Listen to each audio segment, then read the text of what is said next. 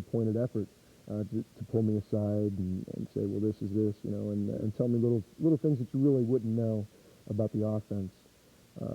Just watching it and just running it in practice, things that happen in the games that really helped me out. And Roger, even through the early in the season when I wasn't playing much, and you know, Roger hasn't been playing much either, but he's helped me out through that and he's told me to be patient. Man of immense pride, and for good reason. As we look at some of your accomplishments today, does your heart beat a little faster and your legs turn a little quicker as well, knowing that you are in a game as opposed to practice situation? Oh, no question about it. A lot of people have said it about me, and I know that it's at least to a degree pretty true that I'm a game player, and then I turn into a different player on Sunday. Some people say he's not very aggressive and things like that, but hey, when it's game time on Sunday, I'm playing. Get those high knees almost a la Roger Craig going as well. Do you want to be known as Mr. Outside? Because you seem like you'd like to run the ball inside as much as well. Well, I think that tab's a little bit dangerous, and it's something that's kind of stuck with me just because that's what teams have used me, or the way the teams have used me in the past is more of an outside type runner. But back at Ohio State, you know, I did carry the ball inside and gain quite a few yards running the ball inside. You can't just run outside, and you can't just run inside. But did you take a hit there, or you just, you know, at the last play, looked like you were gasping for air? Oh, well, you see, they had me running down on the punt on the outside, and because of my mistake, we had to punt that ball twice. That's right. So I was getting a little winded in there because you know, I was in on most of the third downs, and I was in for most of that drive there.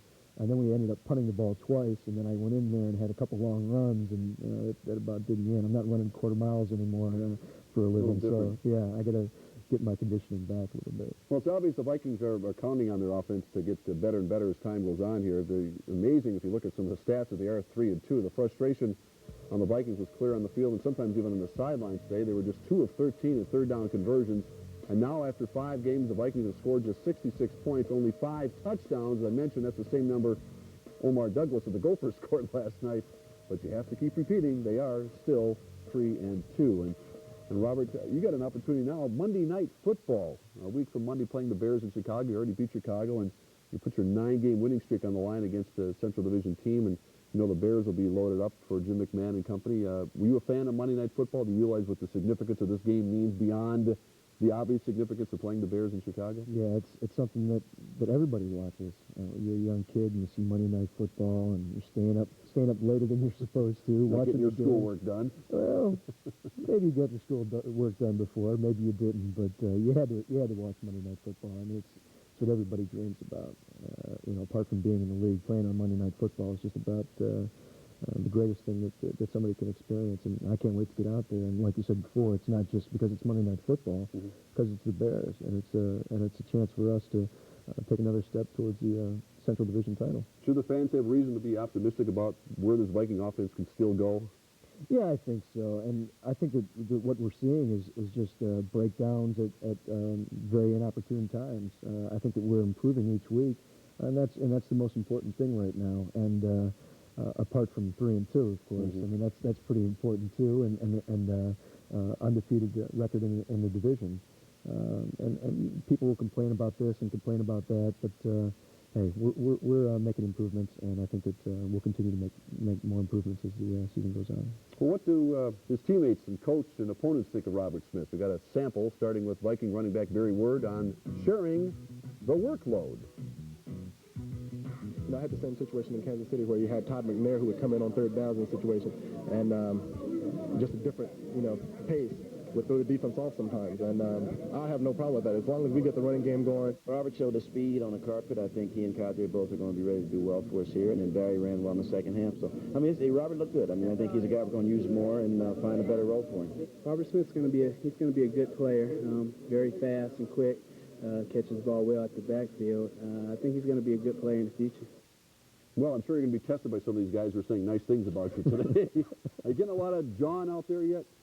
Yeah, but that's just part of the game, and it's kind of fun, really. I think it's so much a part of the game, and even more so than it was in college. And I think it helps some people, and some people it just means nothing to. And I'm one of the latter. They can't knock your Buckeyes because they're hot right now.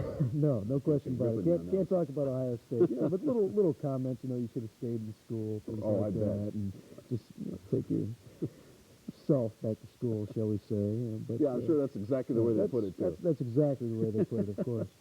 One man who knows defenses and really stimulated the Vikings when he was here, of course, now the Tampa Bay defensive coordinator Floyd Peters, who can't take losing to his old team anymore. No, I talked to a couple of them after, but, I want to beat the Minnesota Vikings real bad.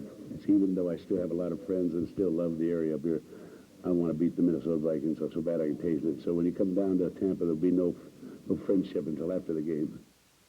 Sergeant Rock looking the part, doesn't he?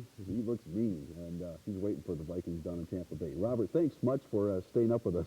Nice. Got to get some sleep. Get some Z's. You got to be at practice tomorrow morning. Appreciate your time. My thanks, pleasure. All right. Robert Smith. We'll see you in Chicago. Coming up in just a couple of minutes, safety Todd Scott. Give him a wake-up call. He'll tell us how the Vikings earned their shutout, and we'll open a discussion on something Todd Scott loves to do, and that's hit. He'll show us the proper way to use a helmet, so stick around.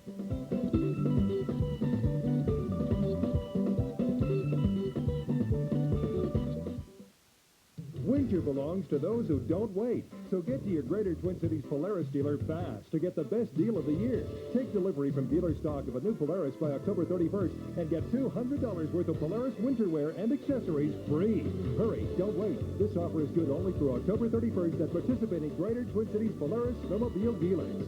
Nobody climbs, nobody shines, nobody cares like Polaris. Believe it. Most truck buyers say they want anti-lock brakes on their vehicles. And everybody wants an airbag. A lot of people prefer push-button four-wheel drive. And that means that more people buy the Ford F-150 than any other pickup. It's got more of what you buy a truck for. And during 4x4 month, get a hard-working 94 F-150 with a convertible console seat and standard driver's airbag. Plus, get huge 4x4 month savings. So see the F-150 of the Truck Authority, your local Ford dealer. It's everything you buy a truck for. Do you sometimes get the feeling that banks don't really want to hear what you have to say? I can't hear you. I can't hear you. La la la la la la la la la la la la la. Not at First Star Bank. Right now, we've got quite a bit of money to lend to qualified borrowers at a very attractive rate. And we'd love to hear how much you need. Call or visit your local First Star office. We're not like the other banks. 93X. Today's best rock. 93X. Always today's best rock. 93X.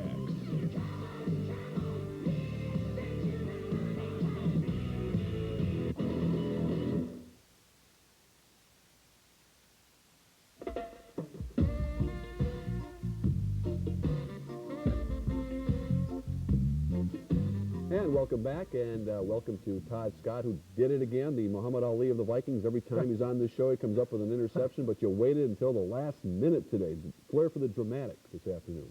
Well, every time I come on the show, I tell you before the games, I like to do something special so that we're not just sitting here talking about somebody else. So it's been a good luck charm for me. It's worked out well. Hey. Keep it coming. You got to keep inviting me. We had to. We will.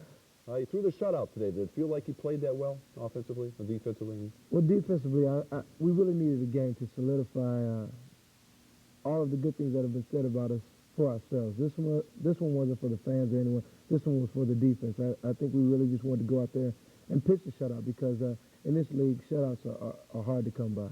And waiting until the last minute, it looked like Tampa Bay had a chance. The defense, up until today, really lacked overall the big plays from a year ago. But you took advantage of an inexperienced quarterback, I think, today, although he's a gutty one, Craig Erickson. Let's look at some of the highlights because you went after him, and the front four went after him real early and got a nice bounce on this play to Vincey Glenn. Well, Vince did a good job of coming up with two interceptions today. It was unfortunate he didn't get in for the score on that one. I think they flagged Carlos for holding the guy, but, everything always starts with the defensive line. And, anytime you get Henry Thomas, Chris Dolman, Roy Barker right here. Those guys applying the pressure. You know, nothing but good things are going to happen for you. Vikings rewarded a safety. Erickson threw the ball with his left hand, which, you know, here's the play that you were talking about. Glenn with an interception, and, well, I think Carlos Jenkins probably owes him dinner on this one because he brought him down here. They actually could have had Jack. He pulled the guy down right there, but, you know, I usually expect for us to be at home to be able to get these calls and not have them go against us. But I had to talk to Carlos about pulling the guy down on this play right here. Again, the rush just intensified as the game wore on, and John Randall is maybe the best lineman on the team right now. Really, really quick. Well, Lil Muscle is one of the guys who's probably the hardest guy to block right now in the NFL. And here's a look as the Buccaneers had a chance to score, but there he is. Now, look at this. Now, what in the heck kind of a toss was that? Well, I was just faking the crowd. I didn't want him to really think I was going to throw it up there. Then I got it up there the second time. Now, he does this duck Little walk. duck walk. Now, here comes your Hulk Hogan imitation. I like this. Here's this, checking out the crowd here. I can't hear you. Well, you know, the crowd's done it. They've really done a good job this year, really getting into everything. And, you know, we're just happy the crowd's getting pumped up. I saw a lot of guys up there and a lot of ladies also with purple T-shirts and jerseys and things like that. And that's what we want. We want the Dome to be a place where the opposing teams really don't want to come in and play. As I mentioned at the outset, it's painfully obvious when the offense was on the field for the Vikings. Unfortunately, it was very, very quiet.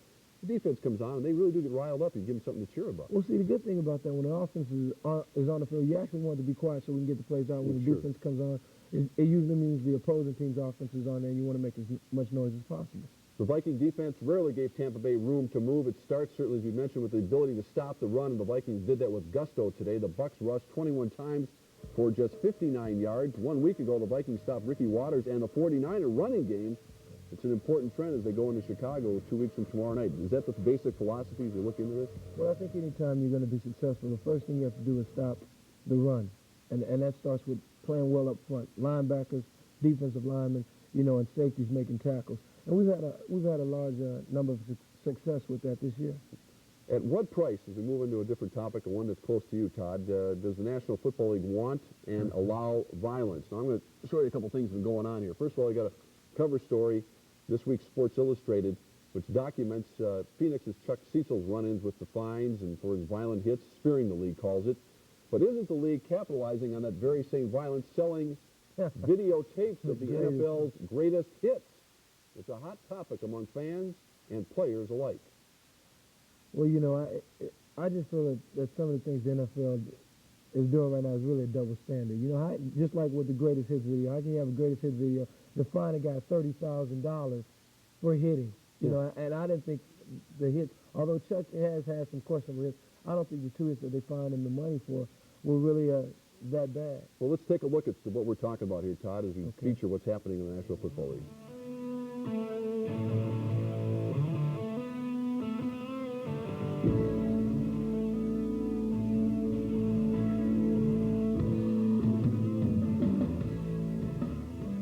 In today's society, violence sells. So the NFL sells violence. However, Chuck Cecil feels he's been robbed. The NFL fined him $30 grand after 2 vicious hits last month. But this, I gotta tell you, is how a safety gets to the Pro Bowl. Those Pro Bowl plays didn't draw a yellow flag, but a red flag. Warning, if you use your helmet, you may be subject to a double standard. I don't think they discourage the hitting, but they discourage the use of the helmet. Now, in the Chuck Cecil case, as far as I could tell, and the football people who I speak with, it was not a cheap shot. He did not duck his head like you see a lot of guys do. What he ended up doing was hitting kind of with the forehead, which is how you're taught from day one. I mean, ever since I was 8 years old, and I won't say how long ago that was, but ever since I was 8, they taught you hit with your face, hit with your face. The NFL will have to face the reality. The helmet does damage, whether or not it is used as a weapon or a tool. It won't be easy to take violence out of football. In the middle of a game, and the ball's in the air, and you see the receiver coming, you're not going to stop and think, I don't want to be fined. You're not going to stop and think. All you think about is, I'm going to try to blow the guy up. That's what you're thinking about. Make the hit, make sure he goes down. That's just the way it is, and that's never going to change. Well, let's get more thoughts from you, Todd, because as a hard-hitting safety, you mentioned briefly your thoughts about the league's standards dealing with Chuck Cecil and a possible double standard. You heard the words from Matt Millen. Right. I agree, you know, fully with what Matt's saying.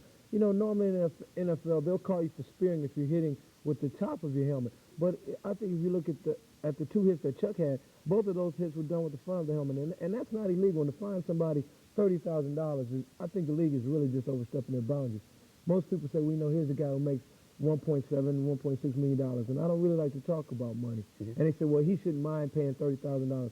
But I know Chuck has a wife and a family, and, that's just taking money out of his pockets for something that you're not going to be able to change. Football is a vicious sport, and that's the way football is played. Is it an individual thing? You know of any coaches who have ever taught under any circumstances to hit with the top of the helmet? No, most guys won't hit you with the top of the helmet because it usually puts them at risk. Right. You get the neck injury. You get the neck injuries, and sometimes you can do some things to your spine. So you very rarely will see guys really trying to use the top of their helmet. Have you ever gone out there thinking that you may be the victim of a Chuck Cecil type fine? You may have to alter your play at all, or do you ever think about that, or any of the other players talk about it? Well, no, I never thought about it until now. The league is changing so much, and they're levying so many different fines on so many different things.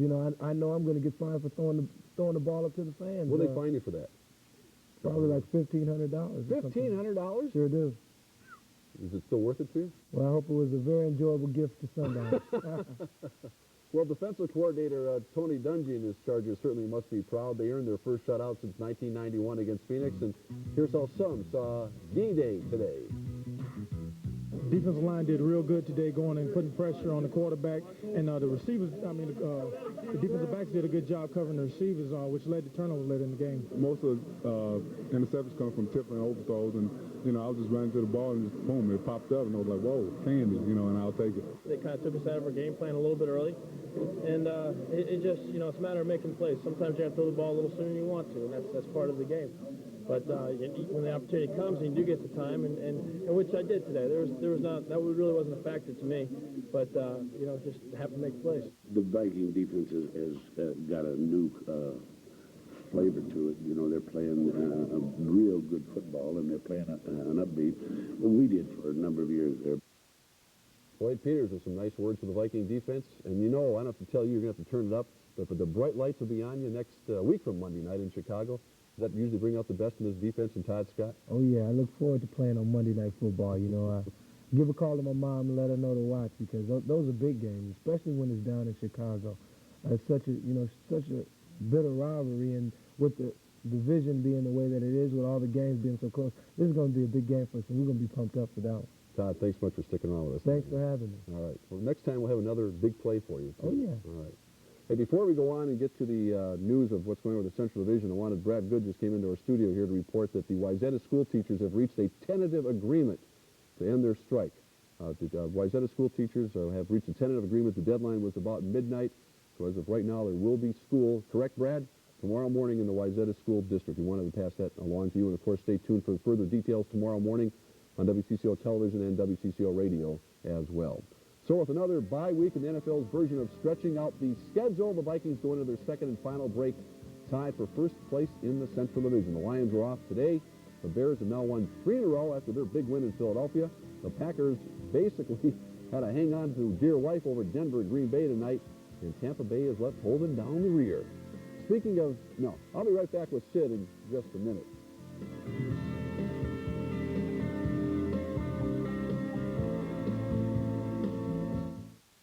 Most sport utility buyers say they need a lot of interior room, and everybody wants anti-lock brakes. A lot of people prefer push-button four-wheel drive, and that means that more people buy the Ford Explorer. It's got more of what you buy a sport utility for. And during 4x4 month, get a well-equipped Explorer with seating for 5, loads of interior room, and all the comforts of home for a very reasonable price. So see the Explorer at the Truck Authority, your local Ford dealer. It's everything you buy a sport utility for. I love fall. The smell of caulk and wood sealer in the air. Ah! It's about done. Oh, geez. I gotta go to Builder Square. He caulked. He insulated. He saved money. He conquered. If only he could find the door he covered up. Builder Square, the warehouse with everything for your house this fall.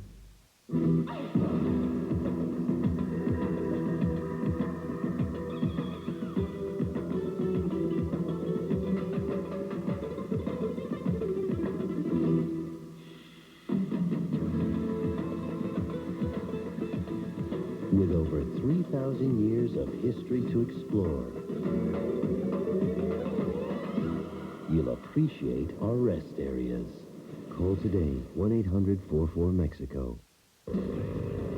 We thought we'd been everywhere, seen everything.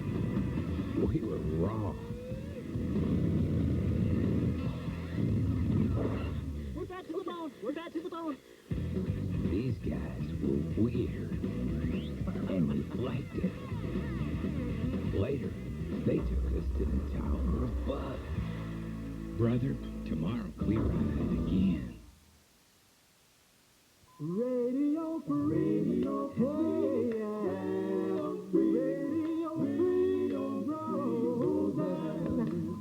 Now a man who never sleeps.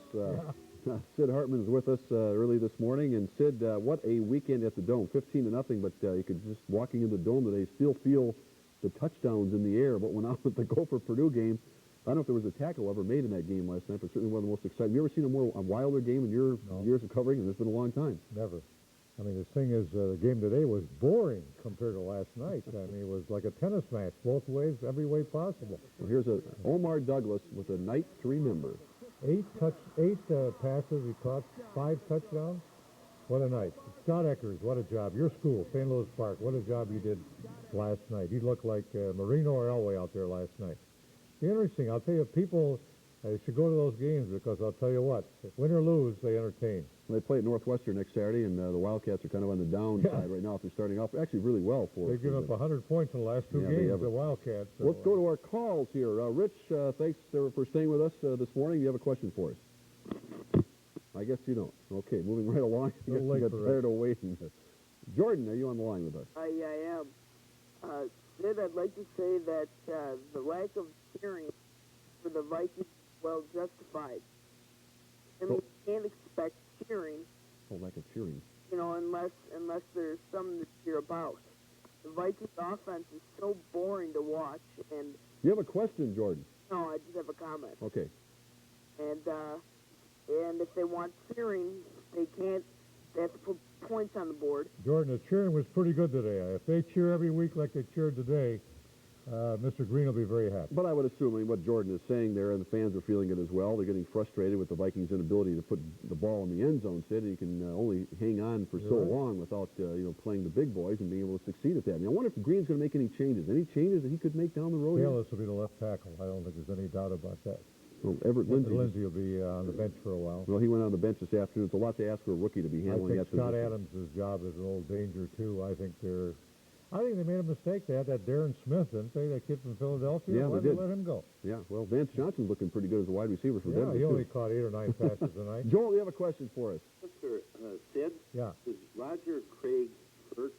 No, they just aren't playing him. They want to play Robert Smith, and they want to play, they can't play Chuck Evans. I think they'll sign him back tomorrow. I think they got 3-4 backs they've looked at. I think they'll sign somebody. Probably this Richards kid, whose brother played for South, and Kirvin Richards, who played with Dallas. What, they're going to need another back down the road? Well, they don't have Chuck Evans. He's going to be out for the year. Well, hopefully they're going to get Jake Reed back as a wide receiver. We're kind of talking about Vance Johnson. But Jake Reed was... They need a running back, too. They get somebody hurt, they're going to be in trouble. Yeah, big trouble if that happens. Pete, do you have a question for us? Yeah, come on, who's Jim McMahon? Give Salisbury a chance. McMahon's not doing it. Any other quarterback would be yanked. Salisbury's got the arm. Well, you're probably telling the truth. I would assume that if Gannon was performing like McMahon, he wouldn't be in there. Well, it's a good point. I think that Denny's going to certainly stick with McMahon. I think that Green feels, I don't know for a fact, that McMahon is just one element of the problem. That because of the new offensive line, because of the new running backs, that they don't... McMahon is not in sync all the time, but neither a lot of other things are going on. It's not all his fault. A lot of sniping going on. Combination, yeah. Chris Carter and Tim Irwin got a little verbal burst tonight, and a lot of that's going on. They're going back to Billick, at least they're communicating with him on the sideline. Score 1 touchdown a game for 5 games. Well, you're in trouble. It's amazing they are 3-2. Tim, you have a question for us? Sure. I said hi, Mark.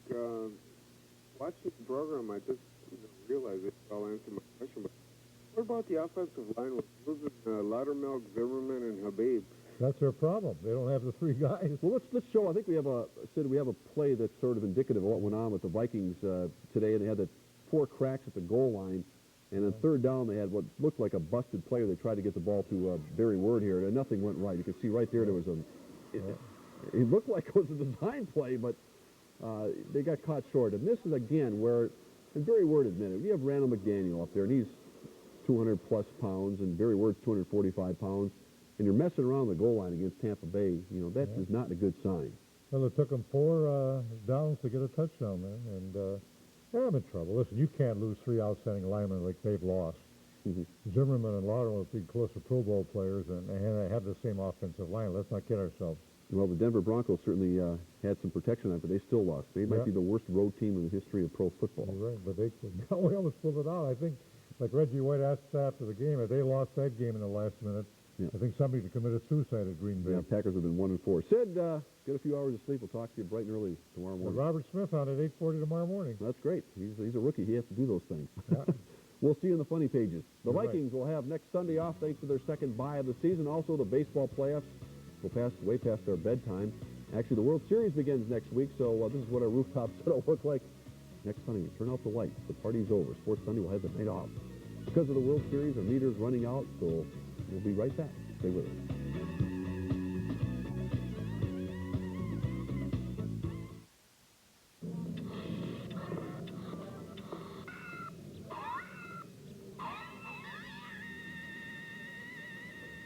Did you ever see this Mystic Lake ad? Yep. I don't get it. Do you? Nope. I hear they're expanding.